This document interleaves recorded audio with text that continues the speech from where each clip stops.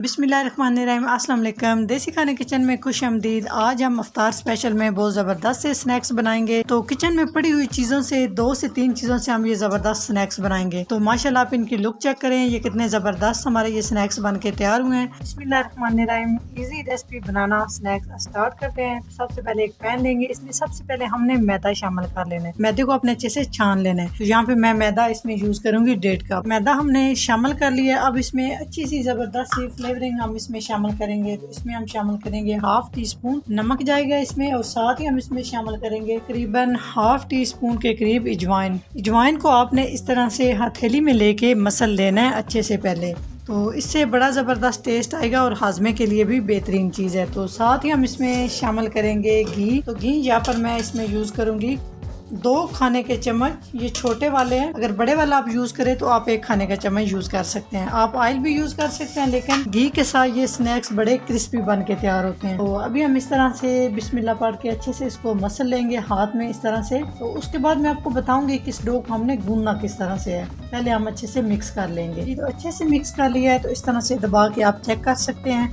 अभी हम इसको डो को गूंदेंगे। डो को हमने नीम गर्म पानी से गूंदना है। बिस्मिल्लाहिर्रहमानिर्रहीम, थोड़ा थोड़ा करके हम पानी शामिल करेंगे। एकदम से आपने पानी शामिल नहीं करना, क्योंकि ये डो जो है ना हमें थोड़ी सी सख्त चाहिए, जिस तरह से समोसे की डो होती है इस तरह से ये हमें डो चाहिए। तो एकदम से पानी शामिल नहीं करना, और पानी बहुत ज्यादा गर्म भी नहीं होना चाहिए, बस नीम गर्म आपने पानी रखना है। इस मैदे को हम अच्छे से इकट्ठा कर लेंगे और सख्त से हम इसको गूंद लेंगे। तो इस डो को तकरीबन मैंने 3 से 4 मिनट तक अच्छे से गूंद लिया है, बिना ऑयल लगाए, बिना पानी लगाए। आप इस डो को इस तरह से मुक्की के साथ, पंच के साथ इस तरह से ना इसको आपने लगातार गूंद देना है। आप ये देख सकते हैं कि ये बहुत अच्छे से सॉफ्ट हो चुकी है। सॉफ्ट के साथ साथ इससे हार्ड भी होना चाहिए। ये आप देख सकते हैं ये हार्ड भी है। अब इसको मैं अच्छे से इकट्ठा करूंगी। इकट्ठा करने के बाद इसको ना मैं इस तरह से बाउल के अंदर रखूंगी और ऊपर से हल्का सा ऑयल लगाऊंगी और इसको कवर कर दूंगी। तकरीबन मैं इसको 10 से 15 मिनट के लिए कवर करूंगी, ताकि ये डो अच्छे से सेट हो जाए। तो इस सेट होने तक हम नेक्स्ट स्टेप की तरफ चलते हैं। तो नेक्स्ट स्टेप पे यहाँ पर मैंने 3 अदद आलू लिए हैं। आलू में थोड़ा सा नमक डाल के मैंने अच्छे से बॉईल कर लिए हैं। तो यहाँ पे हमने ले लेना है कद्दूकश। हम यहाँ पे ले लेंगे, जिसके साथ हम आलू वगैरह, गाजर वगैरह कद्दूकश करते हैं। तो इस पे 2 होल होते हैं, एक मोटे वाला और एक बारीक वाला। तो हम बारीक वाले होल से इसको अच्छे से इस तरह से कद्दूकश कर लेंगे। मैश आपने इन्हें नहीं करना, आपने बस इस तरह से कद्दूकश कर लेना है। अगर आप इसको मैश करेंगे तो आगे रेसिपी चल के आपकी खराब हो सकती है। तो आलू हमने अच्छे से कद्दूकश कर लिए हैं। तो यहाँ पे मैंने ले लिया है 1/2 प्याज, इसको बारीक सा मैंने चॉप कर लिया और पानी निकाल लिया, ये शामिल कर देंगे। प्याज को अपने बिल्कुल बारीक सा चॉप कर लेना है। तो साथ ही हम इसमें शामिल करेंगे हरा धनिया। तो यहाँ पे 1/2 कप मैंने हरा धनिया लिया है और बारीक बारीक कट कर लिया है, इसे शामिल करेंगे। साथ ही हम इसमें 1 अदद हरी मिर्च इस तरह से कूट के शामिल करेंगे, आप चाहे तो कट के शामिल कर सकते हैं। 1 टीस्पून जीरा पाउडर। साथ ही हम इसमें शामिल करेंगे 1 टीस्पून सुर्ख मिर्च का पाउडर। तो घर के मिसालों से और बिल्कुल लाइट वेट मिसालों से हम ये रेसिपी तैयार करेंगे। तो इसमें 1/2 टीस्पून नमक डाल रही हूँ, आप अपने टेस्ट के हिसाब से नमक शामिल कर सकते हैं। तो 1/2 टीस्पून हम इसमें हल्दी पाउडर डाल रहे हैं। टीस्पून खुश्क दरदरा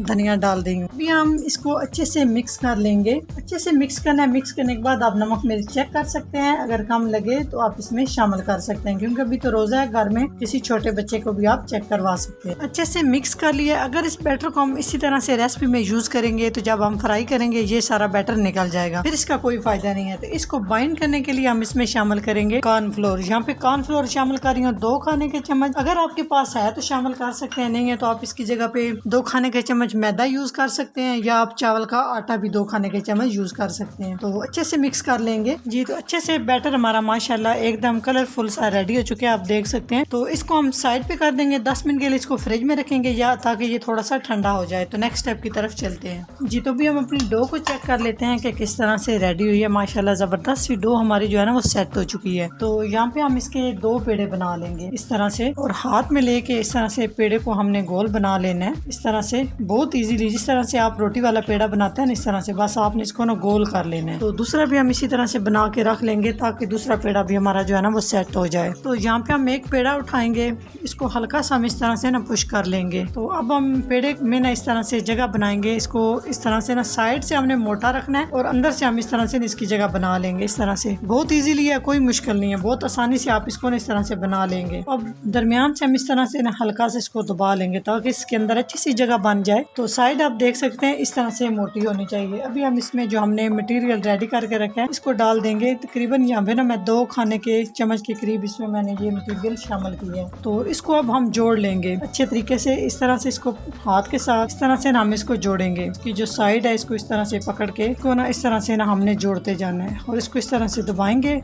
ये मोटी साइड इसलिए हमने इस तरह से रखी है ताकि इसको बाद ना जोड़ना आसान हो जाए। अब हम इसको इस तरह से ना जिस तरह कचौरी बनाते हैं गोल कर लेंगे। इसको हमने इस तरह से ना सेट कर लिया, आप देख सकते हैं। तो नेक्स्ट स्टेप में यहाँ पे हम खुशका डालेंगे, इसके ऊपर भी हल्का सा खुशका लगाएंगे और इसको हमने बेल लेना है। इसको बेलना हमने इतना है ना ये बहुत मोटा होना चाहिए और ना ये बहुत ज्यादा पतला होना चाहिए। तो इसको गोल हमने नहीं बेलना, तो हम लंबाई की शक्ल में ना बेलेंगे। इस तरह से मैं इसको पहले बेल लूंगी, इस तरह से ना लंबाई की शक्ल में, जिस तरह आप देख रहे हैं ना मैं इसको बेल रही हूँ। तो इस तरह से लंबाई में बेल लिया। अभी हम इसकी साइड जो है ना थोड़ी थोड़ी कट कर लेंगे ताकि ये ना सारा बराबर हो जाए। इसको अच्छे से हम इस तरह से कट कर लेंगे और इसको साइड पे कर देंगे और इस साइड से भी हम इसी तरह से सेम। तो नेक्स्ट स्टेप में थोड़ी सी तकरीबन 1 फिंगर के करीब हम जगह छोड़ेंगे इसकी और बाकी हम इस तरह से इसकी को कट लगा लेंगे। इस तरह से बहुत ही इजीली हो जाएगा, मुश्किल कोई नहीं है। इसको भी मैं इस तरह से कट लगा लूंगी। इसी तरह से एंड तक मैं इसकी को कट कर लूंगी। अब हम इसकी एक लेयर इस तरह से उठाएंगे और इसको हमने इस तरह से हल्का हल्का फोल्ड कर लेना है। आप देख सकते हैं इस तरह से ना इसकी एक लेयर बन जाएगी।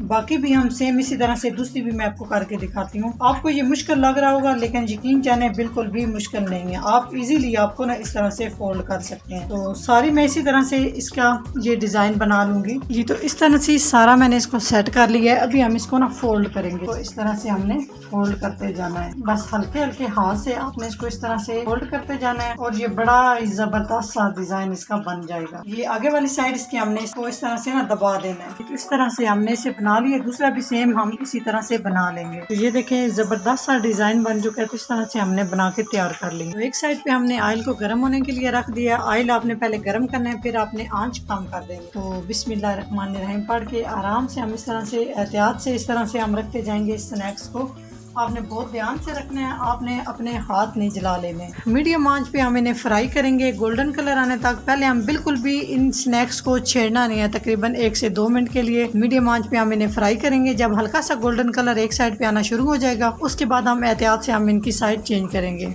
तो 2 मिनट हो चुके हैं। तो अभी आराम और एहतियात के साथ हम इसकी जो है ना साइड चेंज कर लेंगे। तो आराम से आपने इसको इस तरह से ना टच करना है, बहुत जोर से जो है ना आपने इसको नहीं टच करना। तो दूसरी साइड से भी हम बिल्कुल टच नहीं करेंगे। मीडियम आंच पे हम दूसरी साइड से भी फ्राई होने देंगे। जब इस तरह से कलर होना शुरू हो जाएगा फिर हम इसको उल्ट पलट करते हुए चारों साइड से अच्छे से फ्राई कर लेंगे। माशाल्लाह आप इसकी लुक चेक करें, ये देखने में जितने खूबसूरत हैं खाने में ये इतने मजे के हैं। बहुत ही अफ्तार स्पेशल में जबरदस्त से ये स्नैक्स हैं। आज हम अफ्तार स्पेशल में बहुत ही चटपटा और क्रिस्पी से स्नैक्स बनाएंगे। घर में थोड़ा सा मैदा है और थोड़े से आलू हैं, तो आप ये जबरदस्त अफ्तार स्पेशल में स्नैक्स बनाएं, बहुत मजे के बनते हैं। तो माशाल्लाह आप देख सकते हैं कितने जबरदस्त गोल्डन से हमारे ये फ्राई हो चुके हैं। स्नैक्स को हम बिल्कुल आराम से निकालेंगे, कहीं ये टूट ना जाए। बिल्कुल आराम से आपने निकाल लेना है। तो इस तरह से आप देख सकते हैं। बाकी का भी मैं इसी तरह से निकाल लूंगी। तो माशाल्लाह आप देखें इसकी लुक कितने जबरदस्त और कितने ये मजे के हमारे ये स्नैक्स बन के तैयार हुए हैं। क्रिस्पी जूसी बहुत ही क्रंची से। अगर आप ये जबरदस्त से स्नैक्स बनाएंगे,